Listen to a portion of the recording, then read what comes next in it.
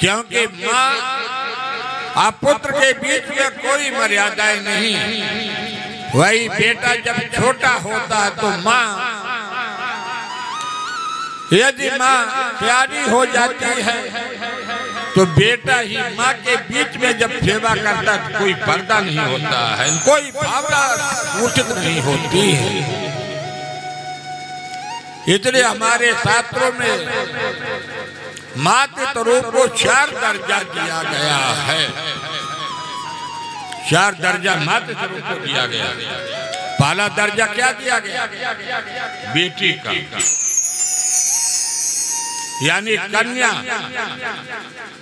छोटी सी कन्या होती है, आपकी नातिन होती है, आप उसको स्नान कराते हैं, वस्त्र पहनाते, भोजन कराते, कोई मन में विकार नहीं।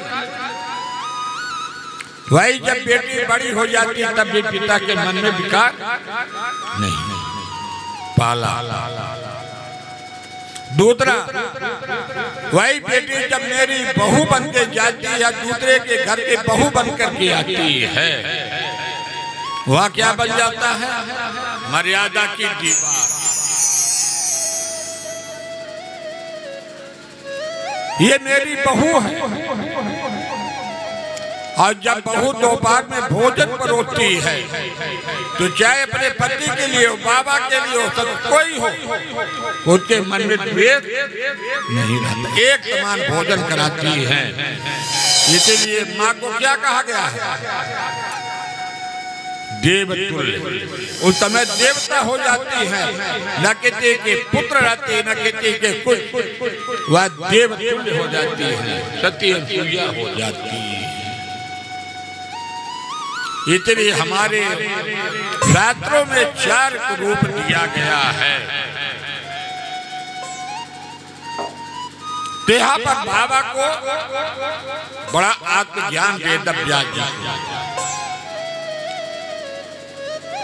और यह भ्रांति कब दूर होती है? जब संतों के चरणों में बैठ करके आप तपस्या करेंगे, संतों के चरणों में जाकर के आप भागवत की कथा को श्रवण करेंगे, संतों के चरणों में बैठ करके, तो जीवन का जो संभार है संधान करने वाले उत्तम चरित्र कौन बनाता? संत चरण।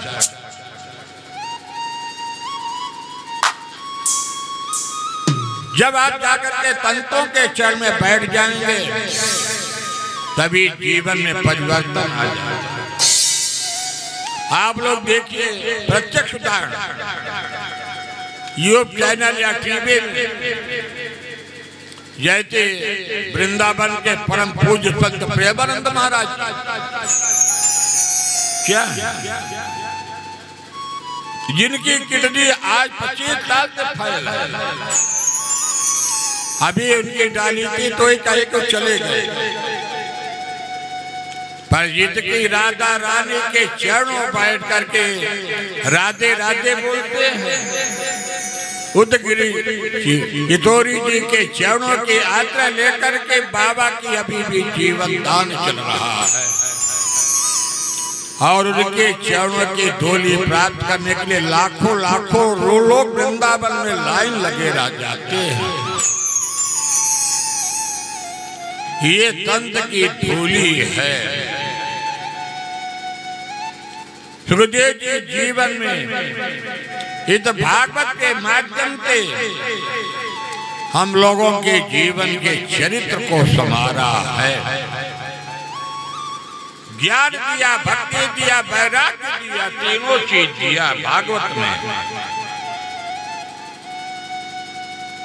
सूत महाराज जी कहते हैं यह जीवन का यदि सार है तो क्या है? भागवत भगवान सार है। सावै पुंदाम पराधर्म यतो भक्तर तो यजे ऐतक प्रत्यता मित्रात्वा तम प्रतीदते।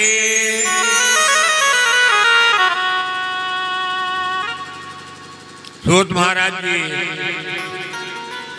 बड़ा ही सुंदर व्याख्या करते हुए, जैसे आप वृक्ष लगाते हैं तो वृक्ष के जड़ का ही सिंचन किया जाता है।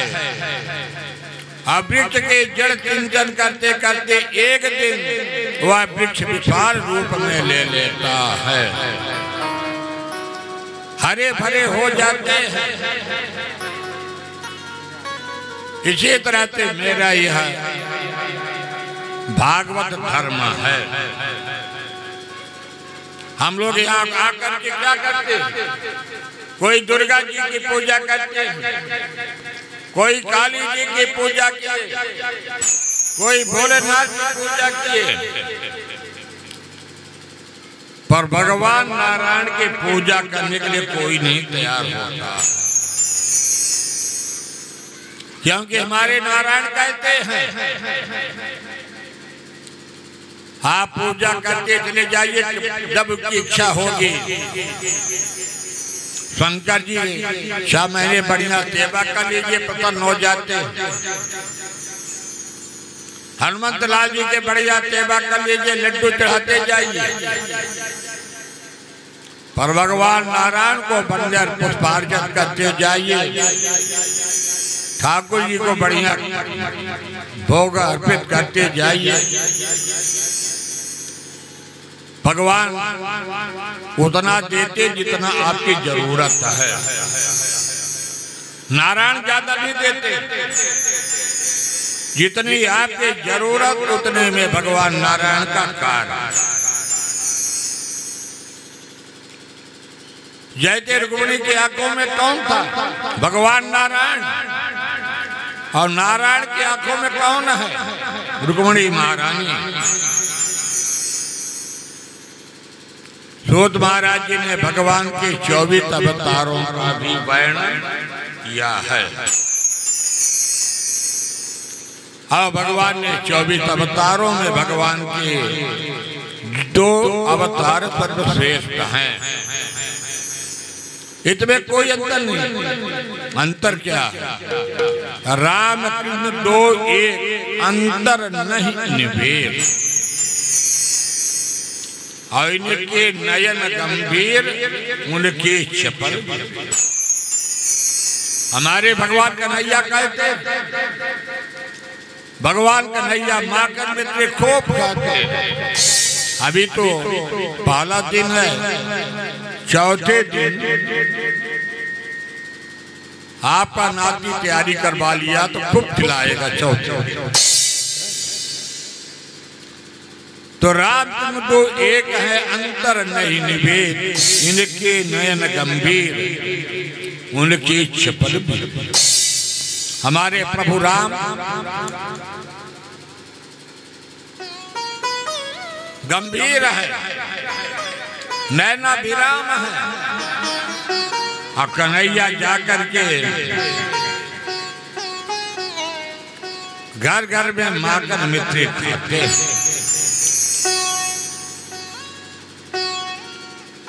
समय बीतता गया,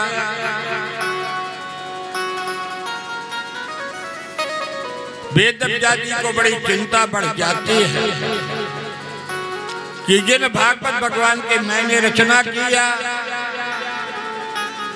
उस भागवत भगवान को मेरा पुत्र तो सुखदेव जी परिव्राजक सन्यासी होकर के जंगल में चले गए। तपस्या करने के लिए चले जाते हैं, क्योंकि बाबा को भी शांति नहीं मिली। वेदव्यास जी को भी 17 पुराणों की रचना किया था, 4 वेदों की रचना किया था, सामवेद को रखा। तो नारद जी ने एक ही लाइन में खारिज कर दिया, बाबा ये सारी विद्याएं विद्या रुपया कमाने वाली हैं। वेदों में कितना आनंद आता है जब पंडित लोग ओम गणानान्त्वा गणपति प्रारंभ करते हैं। समझ में नहीं आता है, सिर्फ वही जानते जो वैदिक लोग होते हैं। पुराणों में रुपया कमाने के लिए खूब बना, पर जीवन की भक्ति आपने नहीं किया तो यह जीवन बेकार है।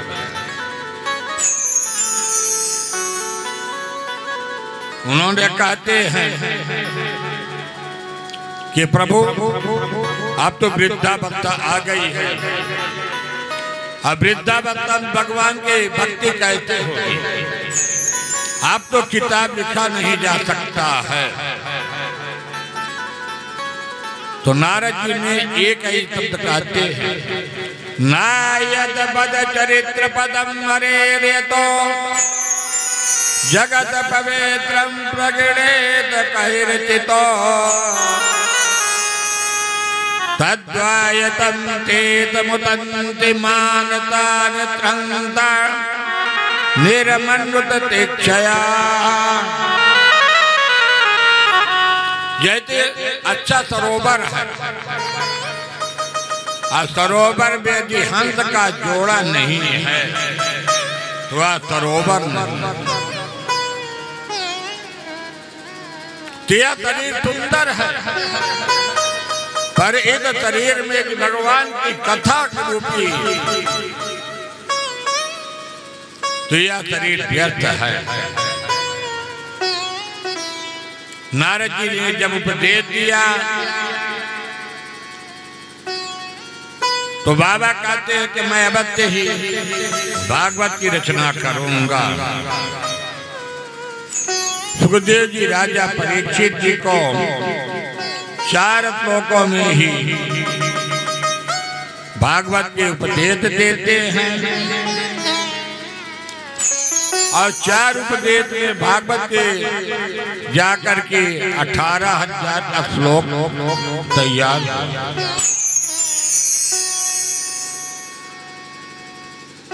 और जब 18,000 श्लोक बन करके तैयार हो जाता है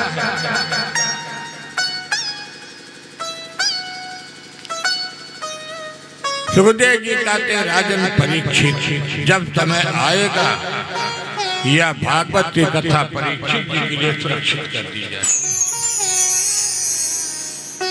महाभारत हुआ, वो तो महाभारत काल में सब मारे गए, कोई नहीं बचा।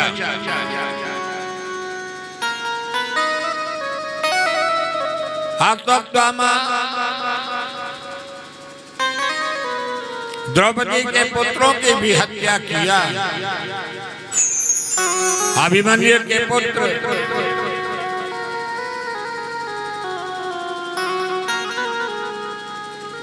महाराज परीक्षित जी उत महाभारत में सुरक्षित बचे थे।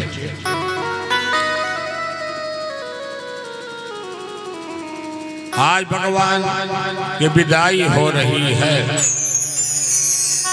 महाभारत में समाप्त होने के बाद भगवान पांडवों को राज्याभिषेक किया। भगवान जा रहे हैं, उदित में उत्तरामा भगवान के चरणों में आकर गिर जाती है। उत्तरा कहती, प्रभु मेरी रक्षा करो। अश्वत्थामा के द्वारा ब्रह्मास्त्र चलाया जाता है, क्योंकि अश्वत्थामा आज अपने बदला लेने के लिए पांडवों के अंतिम बीज को मिटाने के लिए ब्रह्मास्त्र को चलाया है। परंतु जहाँ पर हर की छाया बनी होती है, आज उत्तरा के गर्भ को जाकर के प्रभु नारायण ने सुरक्षित कर दिया। कहते अंगुष्ठ मात्र जाकर के भगवान ने गर्भ में प्रवेश किया है और उत्तरा माँ के गर्भ को सुरक्षित कर दिया। आज अश्वत्थामा के ब्रह्मास्त्र विफल हो जाता है। समय आया, समय आने पर महाराज परीक्षित जी का जन्म हुआ।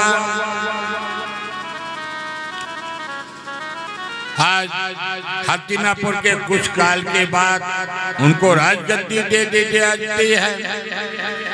राजगद्दी देने के बाद सभी लोग स्वर्गारोहण हो गया। कुछ समय के बाद महाराज परीक्षित जी अपने मन में विचार किया कि जाकर के मैं अपने प्रजाओं की हालचाल देखूं, संतों की दर्शन करूं। पर परीक्षित महाराज जी जंगल में बड़ी विचित्र घटना देखते हैं। एक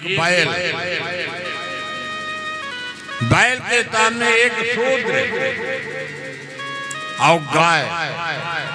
ये कौन है? शूद्र रूपी कलयुग, बैल रूपी धर्मराज, गाय रूपी पृथ्वी। आज महाराज परीक्षित जी की सामना हुआ। सतयुग में धर्म के 4 पैसे: सत्य, दान, दया और पवित्रता। बड़ी शांति थी। सतयुग समाप्त हुआ, त्रेता युग आया। त्रेता युग में 3 रह जाते हैं, सिर्फ सत्य भर बचा। द्वापर आया। द्वापर में आते आते एक बचा।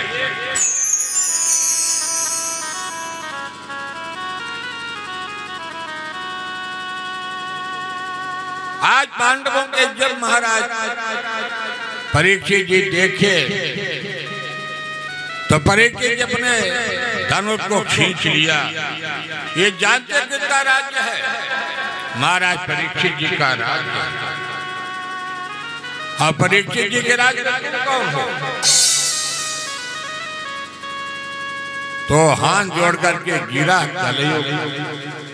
कहता राजन, आपके राज्य में मैं आ गया हूं, तो थोड़ी की जगह पांडित्य मेरे लिए भी निवास दे दिए।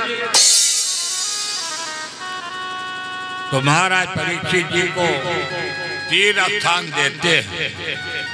ज्योतम पान मित्रिया चतुर्धम। पहला तो दिए है कलयुग का बात जुए में होता है। जुआ छल कपट से होता है। दूसरा सुरापान, जो मदिरा पान कर लेता बड़ा लड़खड़ाता, गाली पुअर करता। तीसरा परित्रिगमन। कहा महाराज ये सब ठीक ठाक नहीं। चौथा था कहे तुम मांग लो। तो चौथा कलयुग ने सुवर्ण मांग लिया है।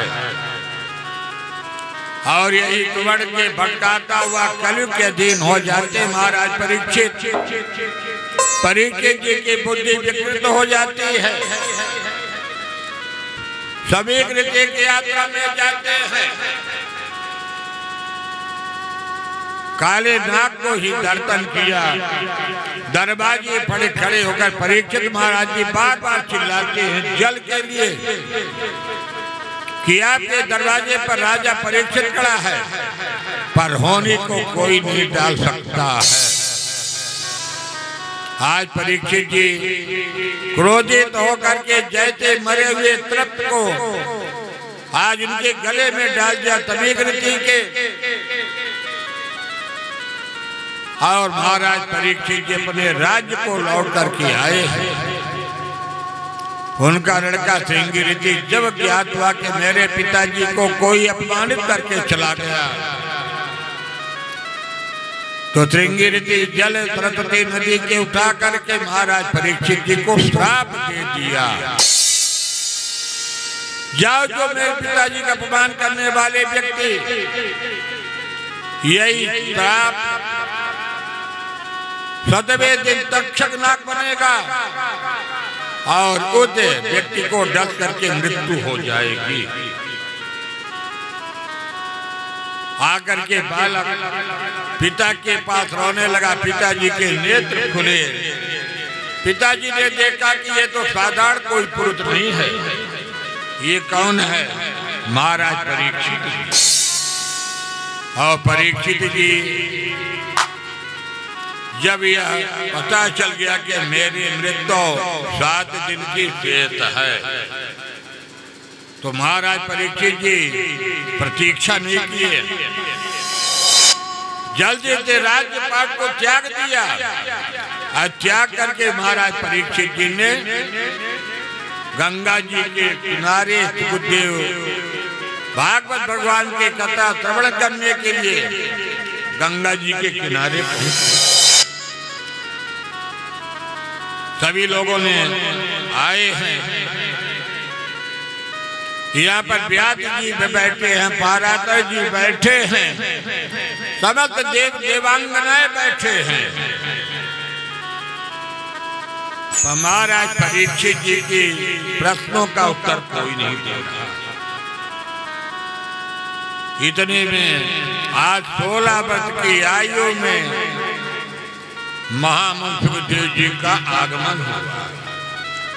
तत्र भगवत भगवान व्यास पुत्रो यदि मानो नपेक्षा अलकलिंगा निजलाभ तुष्टो दूत बेता। बोले सुखदेव महाराज की जय हो। हमारे सुखदेव जी आज आगमन हो गया।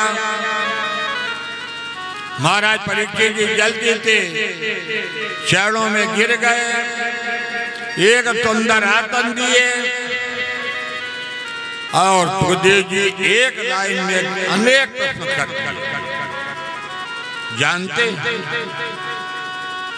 कि सुखदेव जी जितनी गाय दुहने में समय लगता है उतना ही एक स्थान में सुखदेव जी रुकते हैं, मुश्किल से 10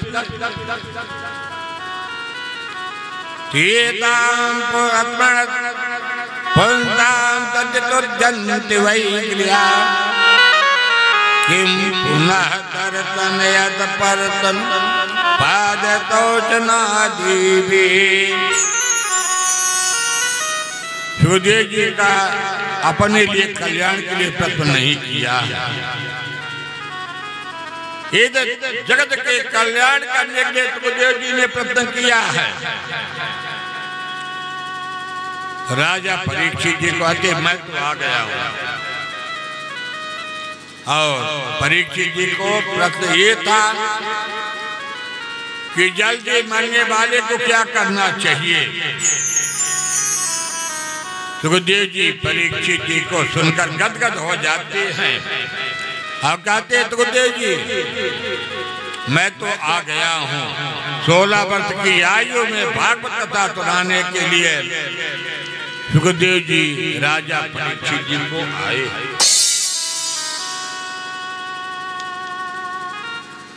और सुखदेव जी के विधिवत पूजन हुआ, ब्याज गद्दी दी गई। आज हमारे भागवत में सुखदेव जी आगमन हो गया। परीक्षित जी तो कल आ गए थे। आइए हम लोग तब तक भगवान के भजन करके इसके बाद आरती। वृंदावन बिहारी लाल की जय हो।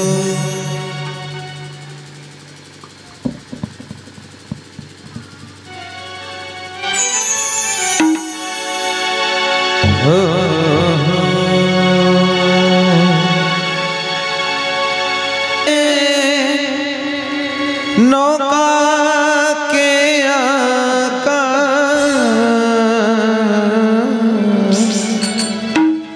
जो जन इनमें बस गए वो जन हो गए पार। अरे मुझे ऐसी लगन तो लगा दे हो, मुझे ऐसी लगन तो लगा दे तेरे बिना पल न रहूं। मुझे ऐसी लगन तो लगा दे मैं तेरे बिना पल न रहूं। मैं तेरे बिना पल न रहूं, मैं तेरे बिना पल न रहूं, मैं तेरे बिना पल न रहूं। मैं तेरे बिना पल न रहूं, मैं तेरे बिना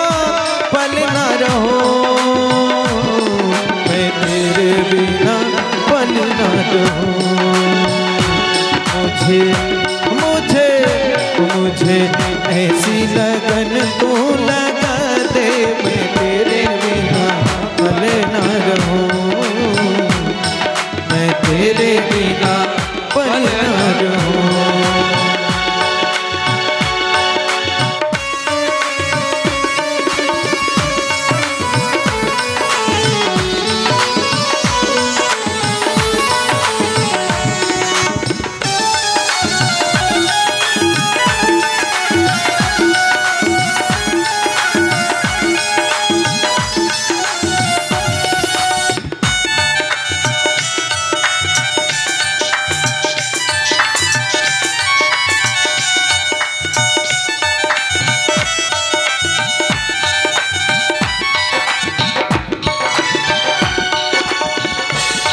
तूने दिल को चुराया मैंने कुछ ना कहा, तूने दिल को चुराया मैंने कुछ ना कहा, तूने बड़ा तड़पाया मैंने कुछ ना कहा, तूने बड़ा तड़पाया मैंने कुछ ना कहा।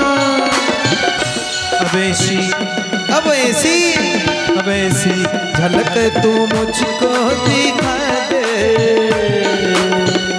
अब ऐसी झलक तू मुझको दिखा दे, मैं तेरे बिना पल न रहूं, मैं तेरे बिना पल न रहूं, मैं तेरे बिना पल न रहूं, मैं तेरे बिना पल न रहूं।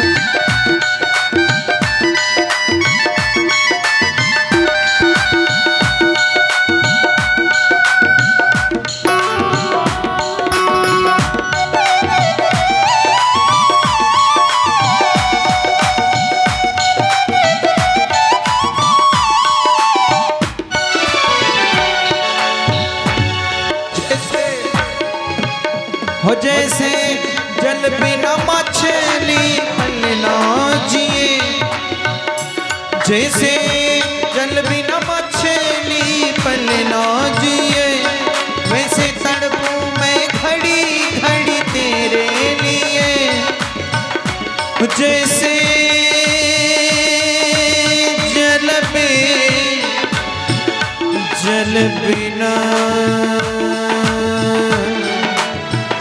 जल बिना मछली, हो जैसे जल बिना मछली पल ना जिए, वैसे तड़पूं मैं घड़ी घड़ी तेरे लिए।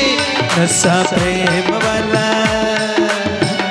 नशा प्रेम वाला ऐसा चढ़ा दे, मैं तेरे बिना पल ना रहूं, मैं तेरे बिना पल ना रहूं, मैं तेरे बिना पल ना रहूं। मुझे ऐसी लगन तू लगा दे, मुझे ऐसी लगन तू लगा दे, मैं तेरे बिना पल ना रहूं, मैं तेरे बिना पल ना रहूं, मैं तेरे बिना पल ना रहूं, मैं तेरे बिना पल ना रहूं, मैं तेरे बिना पल ना रहूं, पल ना रहूं।